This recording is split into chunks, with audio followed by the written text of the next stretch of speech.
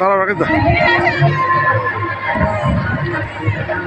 Video হচ্ছে, video হচ্ছে। এখন আমরা এমন জায়গায় আছি যেখানে নিঃশ্বাস নিতেও খুব কষ্ট হচ্ছে। আমরা কি বলবো, 12,000 ফুট উঠোরে রাকেশ দা, বৌদিরা ওদিকে আছে, মা ওদিকে, আর আমি তো তোমাদের সাথেই আছি, কোনো ব্যাপার না। এই যে রাকেশ দা আমার ছবিটা এবার একটু দেখাবে। রাকেশ দা হ্যাঁ, ঘুরি না, তুমি তোমার দিকে ঘুরো, তোমার দিকে ক্যামেরা ঘুরো।